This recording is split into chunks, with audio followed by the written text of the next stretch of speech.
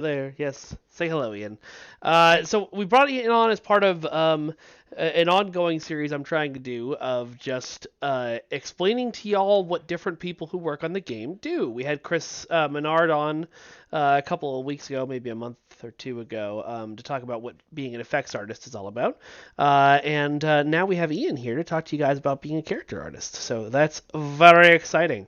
Uh, uh, um, so, uh, blah, blah, blah. Welcome, everyone. Apparently, Facebook is not seeing the stream. I'm unsure how to fix that. I apologize.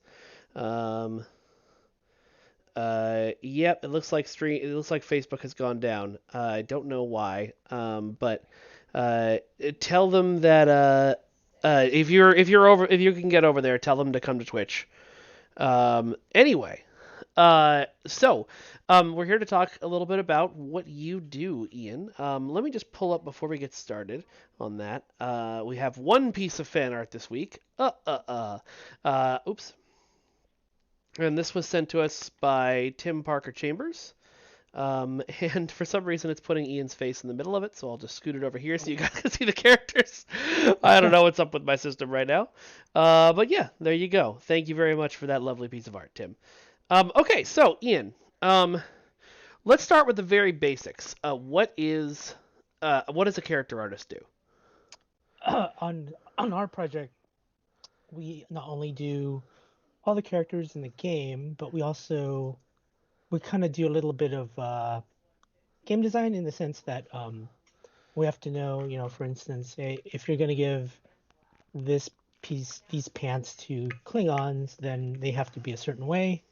So we have to be somewhat knowledgeable in the IP, so that obviously Klingon stuff sticks with Klingon stuff, Starfleet stuff sticks with Starfleet stuff, and whenever it's possible, we would like to mix and match them within the factions that they're supposed to be for.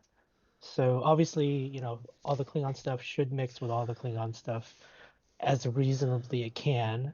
There's always exceptions, obviously, but we try to do our best within the time constraints, right? So yeah, and obviously we do the heads and the arms and the legs, the hair, everything that makes up the player uh, as a being, let's say, rather than a ship, because the talented ship artists do the ship art obviously, but we do everything pretty much that's on the ground. So like I said, we do the characters themselves, but we also do the clothing, and we also do the weapons and all the armor. And when needed, we do effects support as well. So yeah, a wide variety of things, I guess you can say. Okay. And you guys do, you're talking about doing all the character stuff. You guys do all the NPCs and things for the game too.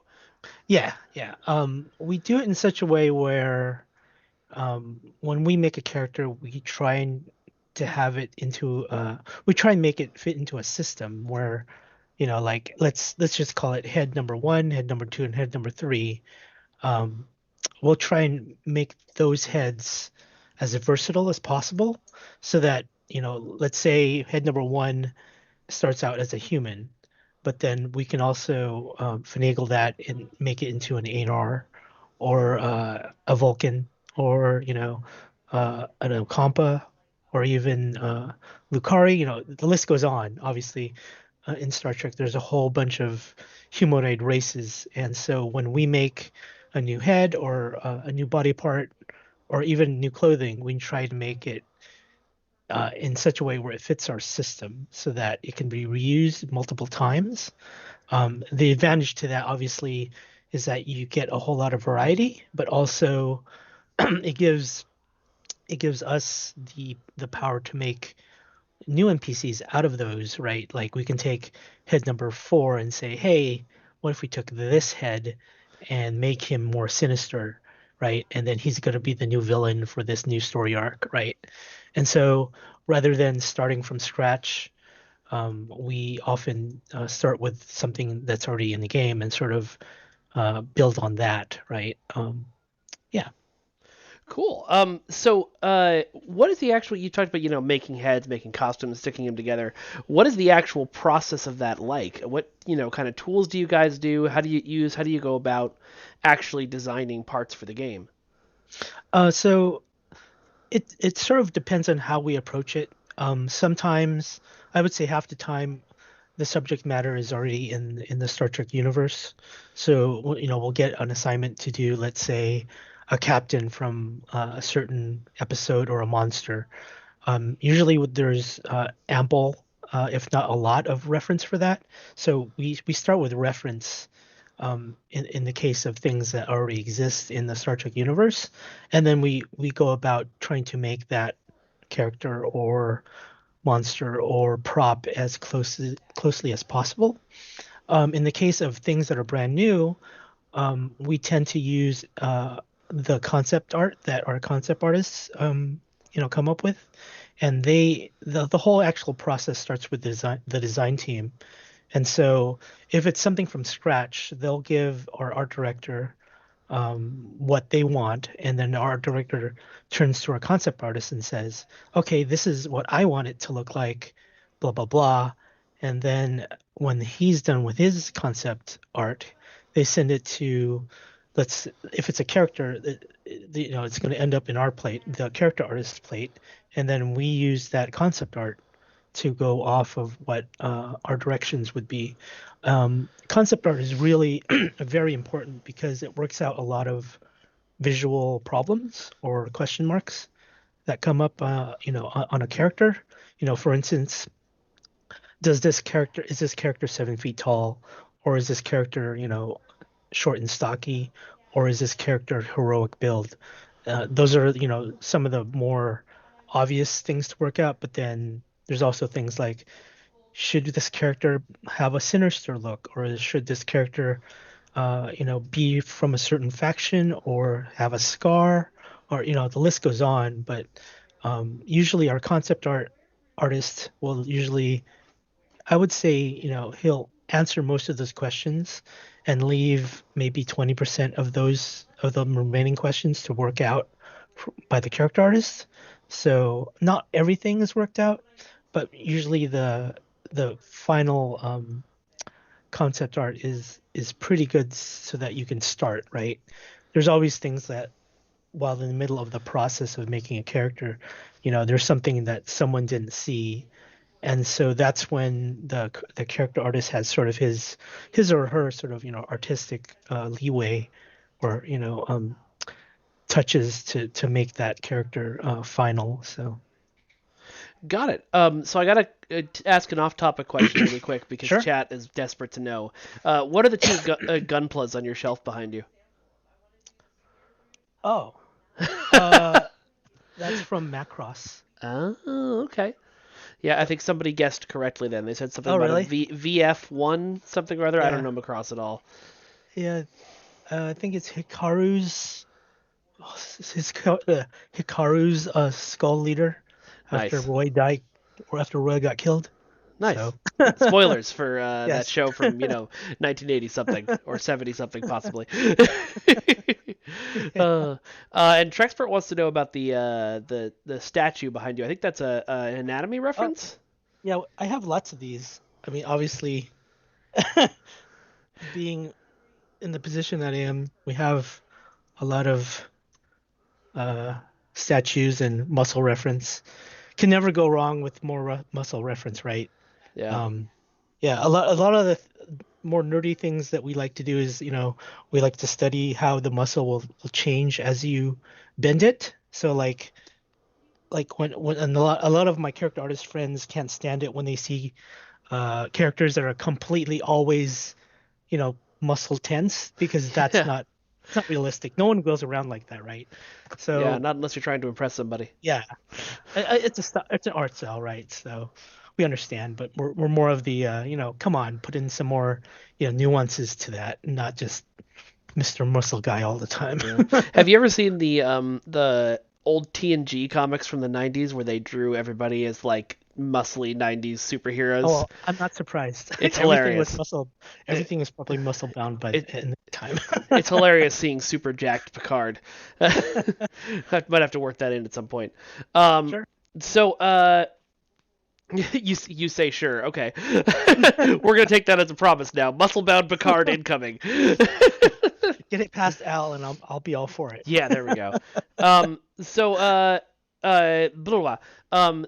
So why don't we've brought a specific model for. Actually, I had a question for that before we do that. Sure. So what's the difference between when you create somebody um entirely new like Jaula, or when you recreate someone like Laurel to bring them into the game? Hmm. What's that process like versus the process of creating, say, like the 32nd century uniforms? I know Amelia did that, but it's the most recent Yeah. example. What's the process like of creating a whole character as opposed to creating costume pieces that players are meant to use? So it depends on the character, obviously, but generally speaking, one of the cool, I don't know if it's a good or a bad thing, but at least from a work standpoint, it's a good thing.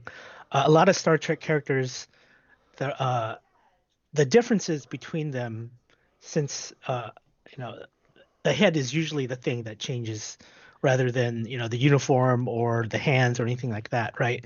So whenever we make a new character, it tends to be just limited to the head and maybe the hair or whatever regalia that character has on their heads, because obviously we can reuse gloves or hands or even uniforms in the case of some Klingon villains, right? And all we have to do is change the head. Normally, that's all we have to do. But there's sometimes, like with Jula, she has a special uniform all her own, right? So in her case, we actually did a few like concepts and then did some alterations to some existing Klingon outfits to change her up visually speaking so that you could see, if you saw her from a distance, you can tell it's someone different, right? Rather than, arguably, like someone like Jim Pock, right? Even though you see him at the end of the Great Hall, he's standing there. It's Jim Pock, but then he still wears the standard, the Klingon coat and his regalia, and obviously that same coat is also being worn on other, Klingon captains. But for Jimpak, we actually changed his head a little bit, so that he has a unique face, a unique sort of, I'd say, mannerism. He also, he used to be a lot less, what's the word? A lot lower resolution, but last year Hmm. we kind of bumped him up. Yeah, when we did the first part of Yeah, the Year of Klingon. yeah. Yeah, So it kind of depends on the character, but lately we've gone on the side of changing up the character as much as we can. But with Jim Pock, obviously he was more on the conservative change yeah, rather than the drastic change. yeah. So Although he still looks amazing, even with a conservative change. oh, It was thanks. such a glow up. So I had a question here that is kind of what I was getting at earlier. Trexpert wanted to know. Sure. Um, so when you create, let's say you create something like Jaula's armor, you Mhm. don't create it piecemeal and then put it on a model. I imagine you just sort of create it all at once on her, Yeah, kind of model it. So yeah. what's the process involved of then taking something that you've custom made for a NPC character and making it a player available item? Typically we get into a room with our art director and and maybe our concept artist, and then we pull up. In this case for Jula, we pull up all the existing Klingon outfits that we have, especially the ones for the time period it's supposed to be in. And we kind of sat down and said, okay, what would be appropriate but would make her stand out, right? I don't remember much about that, but the one thing that I do remember was Bill. Bill wanted, I think it was Bill, our art director. He wanted a fur coat, and I was like, oh, that would do very very different, right? Because like there's no other Klingon that I can think of in recent memory Yeah, that has actual fur coat, right? So I was like, yeah, we can do that. And so that was sort of the thing that kind of, it was like the spark that led to the rest of the outfit, right?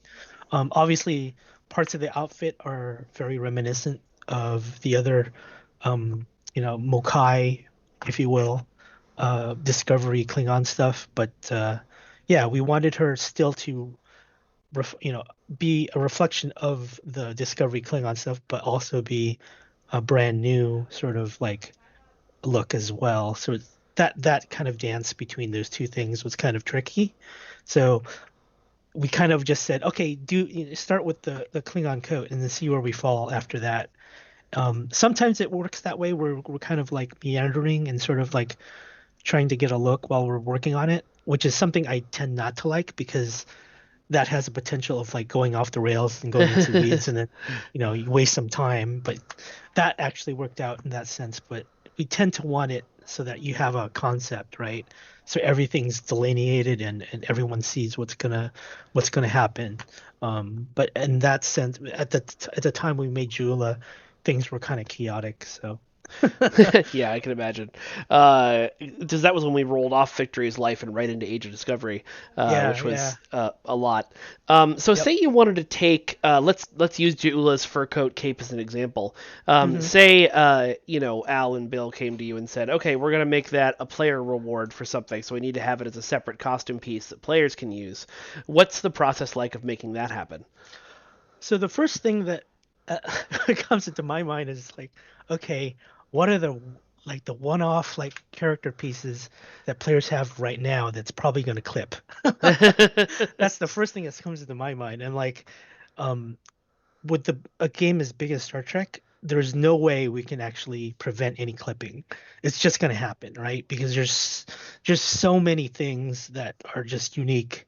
You have like high collars, and then we have long hair, and currently we don't currently have a way to sort of mitigate those two things. So, and then we have things like, okay, we have skirts, and then we have people or costume pieces that have belts that wrap around the leg, and things are like that are totally going to clip. But usually new uh new costume pieces don't have any of those things. So 9 times out of 10, I'm not worried about that. If that passes, well, the clipping test, the next thing is it appropriate for all the factions? And if it's not, then which are those factions that it's not appropriate for? And the person who decides that is Al, Right. because he's sort of we have to check with him to say, okay, I don't know if this faction it's meant for this faction. Can we give it to these guys even though they're at war with each other? And 9 times out of 10, Al will say no. But there's been times where he's like, okay, just give it to them. But he's sort of like our sort of litmus test to see if it jives with the IP. Yeah. I kind of know what he would say now, just been working here for just such a long time. But every now and again, I will say, okay, Al, can we give these guys, can we give this Klingon stuff to the Starfleet guys? And he'll be like, no, absolutely not. Right? Um, so that's the first thing that comes to my mind, even before any difficulty of making it, right? Because if you're not going to give it to these players, it sort of eliminates some of the work that you potentially could have started to do. So, assuming let's just say the worst case scenario, you have to give it to everybody, then I'm sure you know this, Mike, but we have to make it work with Gorn.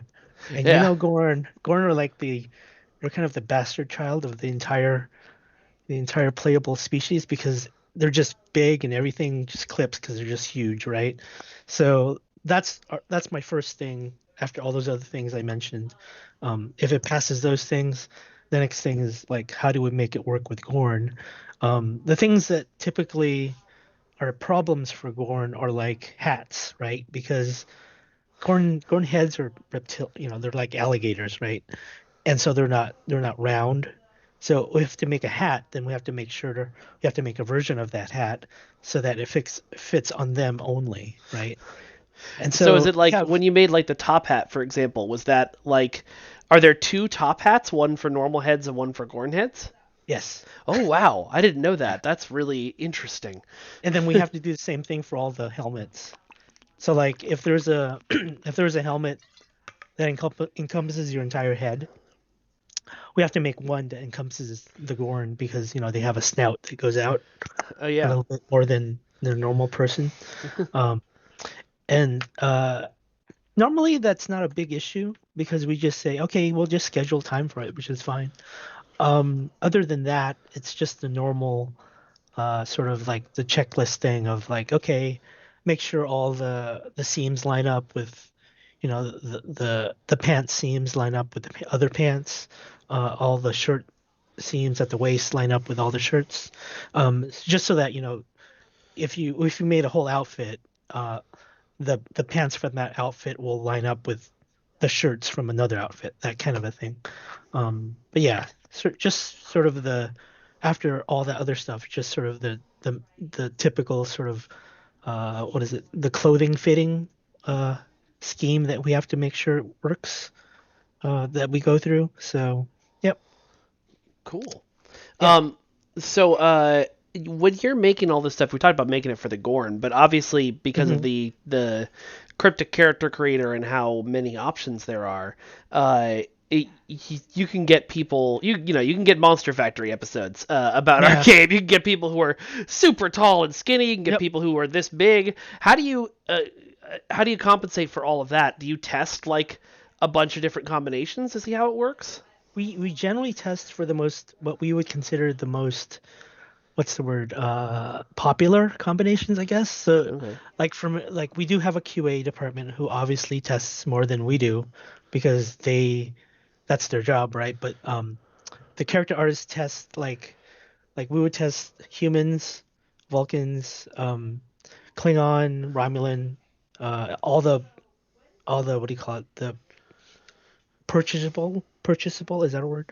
Yeah. All the unlockable species or races. And then there's people have just amazing talents through just finding like I'll be like on Reddit someday and then I'll look at the post and someone has made some insane character that I did not know you could do because you know they're they're awesome and they know how to get this stuff like just right and go through the loopholes and just make it work. And I'm like, I didn't know you can do that. Right. So we test as much as we can within the time frame, but our QA department also tests. But the last time I checked, we the combinations of costume parts that you can make out of our character creator is like literally impossible to test everything. So I can honestly say though we do test the more obvious ones, right? Yeah. But like if you have, let's say, a liberated Borg and you have like some stuff from the Lucari or the Kentari mission arcs, there's probably something there that doesn't work well. There's so many combinations, it's hard Yeah. to figure out which ones are going to do terrible things or not. Yeah. But I Um, mean, we certainly, obviously, there's always like a bug somewhere. Like there'll be like, oh, you can fix this one piece of clothing that clips, and then we try and make time to fix that stuff. But yeah, there's literally just thousands of combinations. yeah.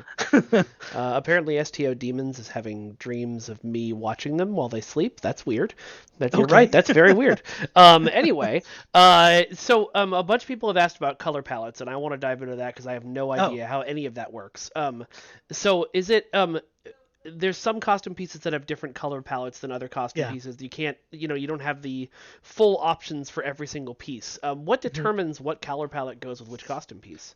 So the story goes, okay, so in the beginning, when we started making the game, There was everyone, darkness. yeah. So we wanted to make sure CBS or our IP holder was happy, right? So um, all of the Starfleet stuff, well, everything was locked down, right? But basically, the Starfleet stuff was pretty much, you have a tint for pretty much every color you can think of, but maybe you won't get the dark red that you want, but there's a red in there, that kind of thing. But then if you look at the Klingon stuff, it was mostly devoid of cool colors like blues and greens, right? And the reason for that is we wanted to make sure CBS was happy and that we didn't want to show CBS like having players run around that were Klingons, but they're in dark blue, right? That was in the beginning. Um, Honestly, I'm not sure if that's a thing anymore. It has been talked about to, update the color palettes. That's not in my wheelhouse to sort of decide because obviously that is sort of a programmer thing Right. because the programmers are the ones who assign that, and I only assign what's sort of like approved, right? And so I'm going off a sort of what's the word? If I'm making like Starfleet stuff, I use a quote Starfleet approved color palette, and we have several of those. Um, and they're generally like, somewhat diffused, not too saturated, sort of safe military colors that you would see on Starfleet stuff.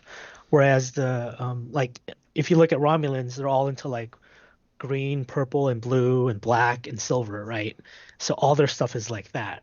And so if we make a brand new like faction, then we can kind of, play around with it and say, hey, I'm just going to give everything to this new faction, right? But then I still have to ask, Al or our art director, is this cool? And so I know that there's been pushes to change all that, but it's been brought up the chain and they know about it, but I haven't gotten any like orders to change To any change of it. this stuff. Okay. Yeah, And if we did have to want to change it, we would have to go ask Keith or Travis to go like remake all the yeah, costumes. yeah. Because if if we do it on our end, the character artists, we would probably spend months just going through every single costume and going, Yeah. okay, this is the color palette. Okay, this is the color palette. Because our system was made in 2011 and they did not foresee like a way to mass, batch change every Yeah. single asset in the game to use color palette A or color palette B. They just assumed that we're gonna make it once and never look at it again. But obviously that's not true. Yeah. Yeah. That's not. Ooh, that's not the case. But I'm sure, our programs are really smart, they're talented, and I'm sure they would find a way, if the push came to shove and we were like, okay, the new mandate is change the color palettes to this other one. I'm sure our talented programmers can do it. So Yeah. MGMK, I don't think anybody foresaw Space Barbie. No. Wasn't in the design document. Let's fire up your screen share here and we can show off some of the actual sure. stuff you do. Okay. Okay. Can you see All that? right. Yeah, I can. Okay, so I have here what is actually Jimpok's head. Um, so when we bring our heads into the game, they come in at what we would call a neutral pose and at a neutral scale and a at a neutral position or what's the word proportion.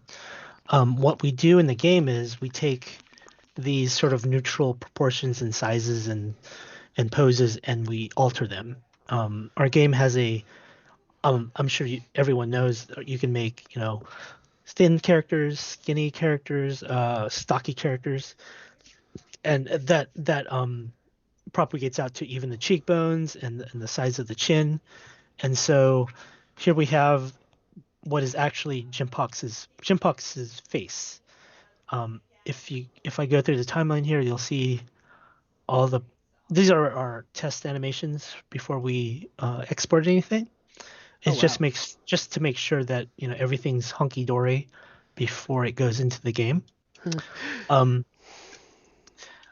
Um, yeah, and so obviously his eyes are kind of sunken in, but in the game it works out. It sort of for some reason it like compensates, and I'm not sure how the math works out. It's sort of our animators territory, but Sure. yeah, this is how we test it. And then let me minimize this. And then when we get into the game, here's Jim Pock himself. Um, if I was to, So based on the previous thing, the face is one piece, and then yeah, the beard, forehead, and hair are all a different piece. yep, yep. Interesting. So with Jim Pock, his hair was done by someone else, and his beard was done by someone else. So it was sort of like, okay, we're gonna piece together all these things to make this to update Jim. Or Um, were those outsourced pieces, or was somebody else on the team make them? I think his hair was outsourced. His beard, it might have been done by George. I'm not sure. I had to check. Okay. But yeah, like I said, we make use of existing assets as much as we can. Simply because we do have a time constraint, Sure. and we also have other assignments coming down the pike. But yeah, in this case with Jim, we decided to just update his head because the original head was from 2011, I believe, and then he was sort of looking dated, so we decided to update his head. And once we updated it, we're sort of like, oh, yeah, he looks a lot better. And we didn't think to actually update anything else because we already had some updated what is it, facial hair in this case, right? Yeah. Yeah. Um, and then recently we changed Jumpok's scar to match what is so his scar was red, right? Oh yeah. So we changed it to be magenta because officially that is the color of Klingon blood. Yeah, I remember you guys doing that for the hand cutscene Oh yeah, as well. I have the hand here actually. If I go back and show it to you. So his hand is right here. I was just making it a few weeks ago, so you can see it here. The blood is not in this texture, but you can see the some of the bones in there. They're not actually blue. They're just blue in this 3D Max file, but in the actual game, this whole area is covered in magenta blood. Yeah. So, yep.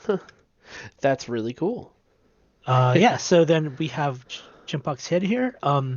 If I was to hit this button, it's called Zero All Scales. It's going to put Jimpok in a neutral state where everything from his stance or his body proportions and his facial proportions go into the base like values. So here we go. So there he is. That's what he is He when looks he so comes out of concerned. yeah. That's what he looks like when he comes straight out of like our 3D Max file. So And or in so some cases, depending on the artist, they use Maya. So, but yeah, so a lot of what you're doing then is actually using character sliders similar to how we're yeah, doing character creation to make his yeah. face look right. There's hundreds of them here, as you can see. Well, not hundreds, but Yeah. maybe 200 sliders here. So yeah, you can you can get really granular here. So you can move the nose side to side. I know this is not in like this goes way beyond Yeah. Well, because there's what's stuff you can available to see what it's dealers. doing So to his upper lip there. Like yeah, there's some things we just can't give players because you could yeah, make horrifying creations with no mouth and things like that. yes, exactly. Yeah. I mean, Um, arguably, maybe you should like turn it off on April Fool's Day or something. yeah. But so yeah, I'm gonna go back to a question Sure. that we asked before, sort of, because Kel MG was asking about a bunch of different specific play parts on NPCs. It's not as simple of a process to port apart from an NPC to a player part, right? It's not No, just flicking a switch. yeah. Whenever we make NPCs parts, when that term is sent to a character artist, it's sort of understood that that means there's no implication of having it usable by a player. So my example would be like uh, when Jonathan, or I forget who it was, someone made, I believe it was a Riemann outfit, and it was based on the what is it? The outfit scene in I think the movie was what is it? Um, it had the guy from it was Bane, not Bane from Batman. Yeah. He was playing the villain from that Star Trek movie. I forget what his name. Tom Hardy. Yes, He from Nemesis. Yeah. Nemesis. Okay, someone had made an outfit similar to the one that he had in Nemesis, and it was NPC only, right? And they came up to us and said, "Hey, we want to give it this to players." I was like, "Okay, we can, but right, all the assets weren't meant for players. In other words, all these like sliders here that you see, Yeah. they weren't activated for that outfit. So we had to actually go back and because the character artist who made it wasn't thinking of giving it to players, and fair enough, that wasn't in the original what is it, the directions he got, right? Yeah. And so when he got it, when we got the orders to give it to players, we said, okay, well we're going to have to rework it because the where the waist meets the where the shirt meets the waist is not the same on players. We have to make it, you know, so that it can be, somewhat customizable if we can. Um, and then obviously history is it's already in the game and it works already now, but at the time that was one of the things that stood out to me as like the first uh, NPC thing that we had to make for players. It's fine, we don't really mind doing it. It's just It's um, just a bunch of extra work, I yeah, imagine. How yeah. long does it take you to take a single NPC costume piece and make it player facing, would you Oh, say? it would only take a few days, but the implication is if let's say we gave that to we gave a costume meant for NPCs, right, to players. Let's say let's say it's a captain outfit, right? Right. Then what do we do with the lieutenant ones and the ensign ones, right? Do we give that to players too? So it's sort of like we have to when we start opening up that can of worms, that means then Al has to think about like, okay, if we give that to the players, then we also have to give the ensigns to the players and the lieutenant stuff to the players. And then it comes back to our producers and says, and they say, oh, if we give the captain stuff to the players, you have to give everything else to them, all the other ranks, right?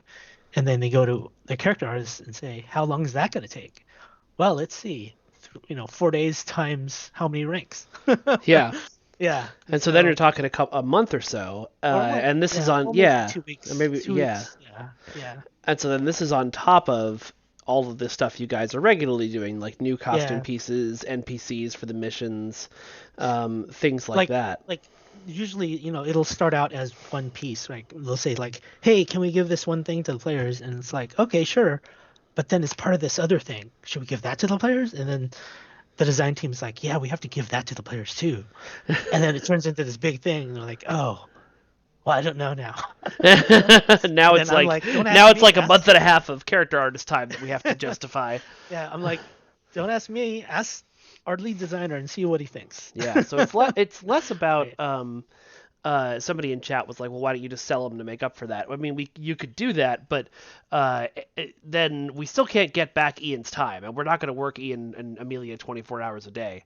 And Vazir is asking why not assume everything is going to the players and build accordingly. Well, because again, we're thinking about the time of our two character artists, and if it takes Yeah. 4 extra days on a costume to add, or 2 extra days, or whatever it is, on a costume to add player accessibility, then that makes every costume take longer, and that means are able to make less for missions and for players.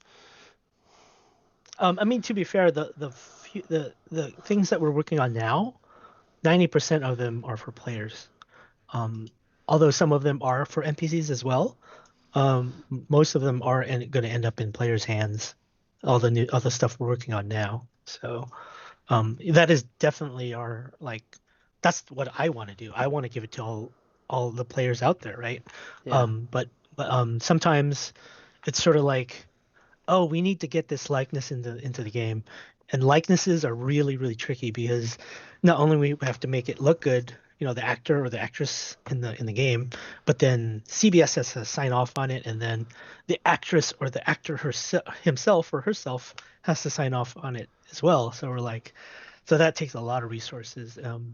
Yeah. So, Yeah, and it's there. I remember you can turn off screen sharing, by the way, if you oh, want. okay, okay. I remember like who was it? It was with Tilly, maybe. I think it was with Tilly, where like you and George had made a really good face, and everybody kept looking at it and going, "This is great, but it's not Mary Wiseman, and I Yeah, don't know what I can't put my finger on what we need to do to make it look like her and not like a weird uncanny valley version yeah, of her. And so there's such a like nuance to that part of the process. You guys are basically like you're doing a Madame Tussauds, but you're doing like a new wax sculpture every week. yeah. We have a few more likenesses coming up. I can't say who. I'll leave it Yeah, to you, Mike, if you want to say. But no, I can't. okay. But we do We'd all have get fired. we do have more coming up, and the artists are working on it. It varies. It's sort of a team effort. It may start off.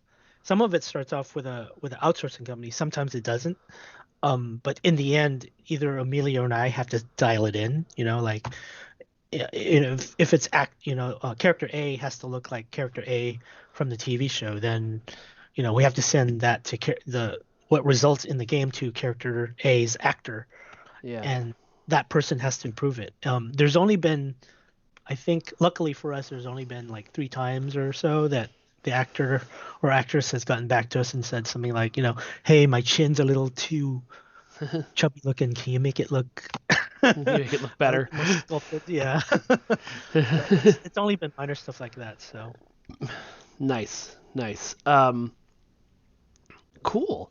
Well, I'll see if I can throw a few more fan questions your way. sure. I This is a side note for those of you in the chat, but Ian and I used to share an office, and Oh yeah. I was there for all of his epic Street Fighter tournaments with George. So I have to ask, what fighting games are you playing these days? Uh, I'm still playing Street Fighter. I'm an old man. I don't know. I can't learn new things. That's fine. Evil Mark 443 wants to know: giving NPC hair to players the same process as giving NPC costumes to players? Usually, depends on the race, obviously. With Klingons obviously have a very, high hairline, so we can't just give every long hair to Klingons.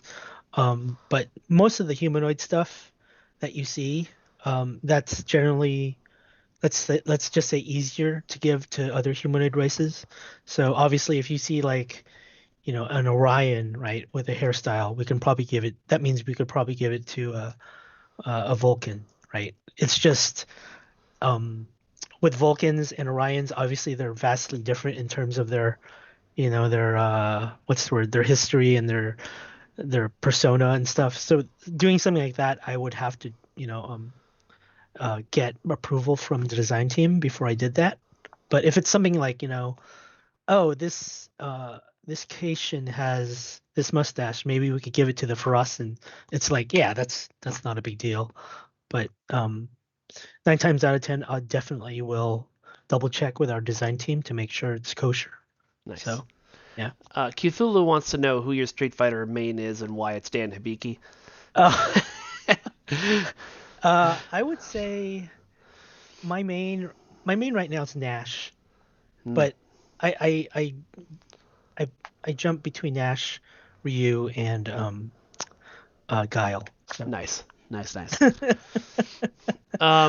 Is it okay? So this is sort of I'm not going to ask too many questions about specific things, guys, but I'll mention this one. Radiator 3 wants to know. I think mostly we have dreadlock hairstyles for Klingons, which is why he's asking this. So is it Mhm. possible to give normal dread, or is it likely that we will give normal dreadlock style hairstyles for characters who aren't Klingons, who have don't have the Oh, giant rich foreheads? I'm glad you asked. We actually have that kind of hairstyle in the works. Um, Ooh. I guess I don't know if I could have said that. That's fine. Stuff we have more hairstyles coming down the pike, and I'd like to say that they're more, let's say, ethnic. So yeah, we definitely have more. We obviously have a hierarchy of when those things are coming in, but they're on that list, and I'd say they're higher priority now than they were, let's say, in the beginning of the year. So they're Nice. coming. Nice. Let's see. I had a question. Volpez UK wants to ask about cape animations. I know that's mostly Weston's area, but Ah, you've dealt with it. yes, Uh, yes. Ian, how long have you been with Cryptic? Um, It's like 15 years or something now, right? yeah, something like that.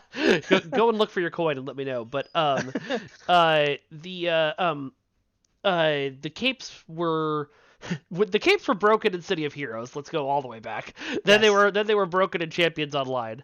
Yes. And apparently somebody says they're a little better in Champions than they are in Stowe. I don't know if that's true, because I've played a lot of Champions as well. But that's just like an old bug that nobody knows how to fix, right? Because we've been trying. Kind of. I think so. What happened was the person who originally wrote the code um, left, and he went to another company, and then he left.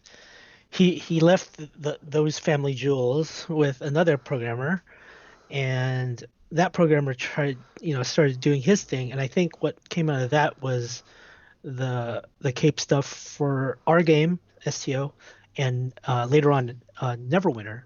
And then at some point, that programmer went to another company, and then another programmer came in and inherited the Cape Tech. And then that programmer, I think he started a new, I saw him work on a new simulation for it. Like he had this big proposal, and then he got switched off to another project. Of course. And then it sort of stopped.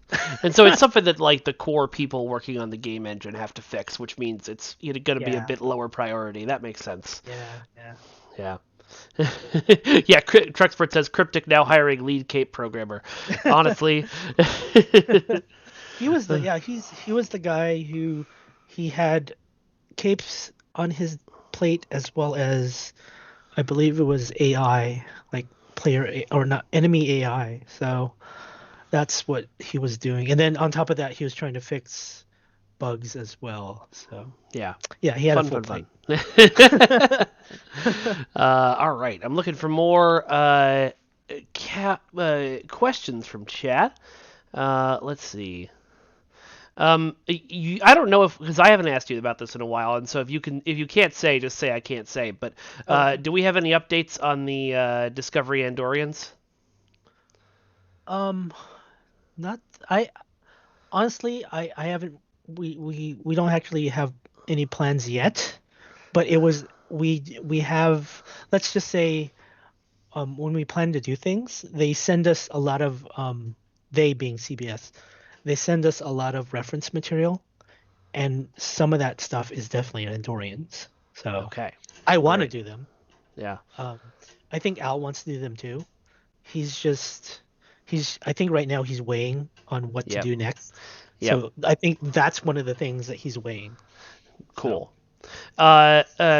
Question for you: how challenging was it building the Zen Kefi, which are a very different, oh body yeah. style than the players?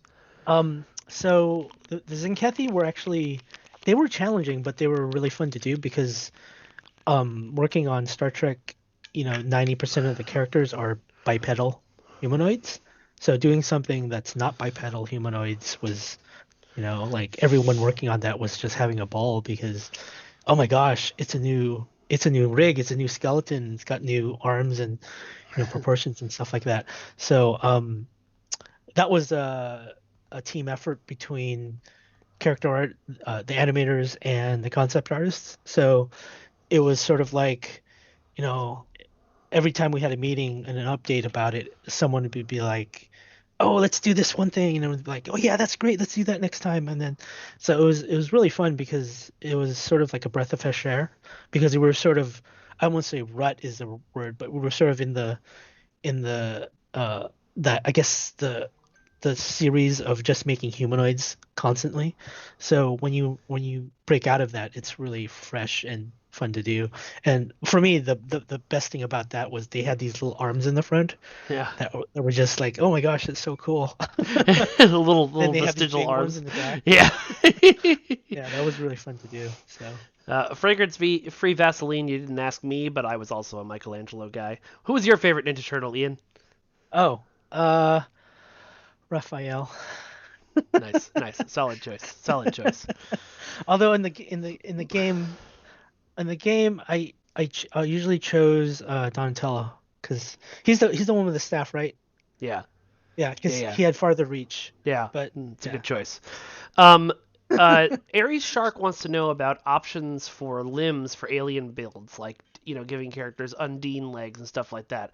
What Oh, what are the challenges with doing something like that? so the actual like making the geometry work with other geometry is not the is it's sort of I wouldn't say it's easy, but it's not the big challenge. The big challenge is how do you merge that style of skin to, let's say, a human, right? Like, what's that transition look like, right? Like, do we just put a belt on you and we just wave it away? Like, you have like this alien skin, it goes all up to your waist, and then what does it look like when it gets past your waist? Like, is it like sort of like transition neatly into your skin, or is it just I don't know. So that kind of a thing is the first challenge, and then the second challenge is, uh, I guess it's more of a design challenge. Like, would we allow that? Like to me, it's fine. Like, let's do it. Let's do it all. But then, obviously, we don't want to upset our IP, and then they expect a certain level of continuity, and Yeah. so if we have humans with undine legs running around, would that be a violation? I don't know. Like, It's got to be but a violation of something. yeah, I mean, I think it would look cool, but Yeah. In terms of adding like additional limbs, that becomes a problem with the animation skeleton, right? So it'd be hard to make a three-armed alien. it wouldn't be really that hard. It's just that we would just need to make new animations because the way the system works is it doesn't you can't just like tack on another limb and then expect it to know what to do Right. when it attacks. Like, what does that limb do? Yeah. The game doesn't it wasn't programmed so that it'll just what's the word interpolate into another attack and just you know smoothly transition itself. They do have obviously newer game engines do that now, but obviously our game engine's it's older and it doesn't have that functionality. So Cool. I have a question that I would be remiss to not ask, even though I don't even think Wraith Shadow is here. But this isn't even a question. This is just me telling you, and I think I've told you this off air before. But sure. apparently, liberated Borg characters, their Borginess ends like here. So if you take their shirt off on Ryza, they don't have Borginess below that. And they Yeah, wanted me to tell you. that's one of the issues with even Alien Gen, right? Like you can be there's several races right now in Alien Gen that like their skin doesn't match their what's the word Their their face. head skin doesn't match their their chest skin, right? We do have plans to get to a point where all that stuff is seamless, but right now it's sort of behind other like because we have plans to up the hair that I mentioned. That hair is gonna be updated. We have ethnic hair coming in. Then we have newer updated male heads that we plan to do, and then sort of under that is when we want to look at all the bodies and make sure like if when you put on this head that has the Borg veins and stuff that it all seamlessly looks correct. But yeah, that's on our list. Okay. Cool. Will Monster Factory's character ever be in an episode? Absolutely, if I write the episode. Otherwise, Yeah, no. sure. That was awesome. Yeah. uh, um, several people are pointing out specific bugs. I'm not going to go into those on the stream, guys, because Ian can't fix them on the stream anyway. But please post them in the forums, and people will jump on it. Um, let's see. So yeah, asking for specific items, guys. That's not really a useful use of Ian's time here. But we will. Yeah, the Cardassian body is great, and an example of what the future is. So, what you were just describing is kind of an overhaul to character models in general over the course of the hmm game. How long do you think that process is going to take? We just did, well, so I don't think it's live yet. I don't know Yeah, if should I give it away, but whatever. we've been updating character at least humanoid bodies lately. So that's still in the works. Once the humanoid bodies are done, we're gonna move on to the other aliens and non-humans, right? So included in that is all the human or all the we're gonna start with all the alien stuff in Alien Gen and make sure it looks, all the way down to the bodies. So if you have whatever type of skin, it will propagate down to the chest and legs and arms. So that is our plan. We started already on the humans.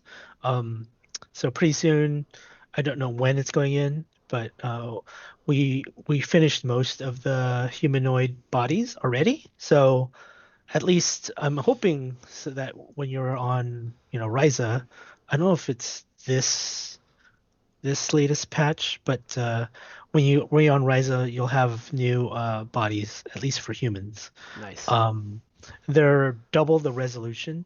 Um, Ooh. yeah, the old ones were, I mean, they're still similar. It's not like, you're going from, average male build to like, Arnold Schwarzenegger, nothing like that. It's just more, let's say, you'll see more subtlety, and all the texture maps are double the size. So yeah, Yeah. yep. We are planning on updating all the bodies, including all the aliens. So yeah, and liberated Borg, and even Caitians and furry people, and even like the Gorn. The Gorn also are in that too. So what our plan of attack is, so every update we have a set of requirements that we have to meet, and then once those requirements are done, the character artists go back on the updates, like the stuff I just mentioned about the bodies. So yep. Nice. People are asking a whole bunch of questions about that. We'll have more info on that, but don't expect to see a lot of major changes from what I've been told this summer. I think it's more in the fall that you'll start to see this stuff. Yeah, Um, this is the whole updating of the bodies it's in service of updating the heads, so that we can, so if we just updated the heads and then you had the same old bodies, they wouldn't match, right? So we started to update the bodies so that we have a foundation for the heads. So so once y'all the can have body, prettier yeah, characters. yeah, pretty much. So once the bodies are all done, we have a foundation for each race's head to be updated. So yeah, it's all it's all sort of the ongoing process of updating the game. So Yeah. Cool. Yeah. 11 cool. years later, we want to make the game look better. Yes. Definitely. Yeah. All right. Well, folks, Ian, thank you so much for joining us. This has been a lovely conversation. I'm going to let you Thank you. go and spend time with your family. Sure. But folks, first of all, I saw all of your comments about asking for the Overth. So back of the line, back of the line, back of the line, back of the line, back of the line, back of the line, back of the line, back of the line. It's now coming out in 3047. Uh, right around the time that Star Trek starts is when you start to expect to see a T6 Overth. Thank you, Ian. Thank you, Thank everybody, you. from joining. I'm going to hop onto Twitch really quick and find us someone to raid. Cool. I wish I had an assistant. Let's see. Da-da. No, I don't want to watch Phantasy Star Online 2. Let's see.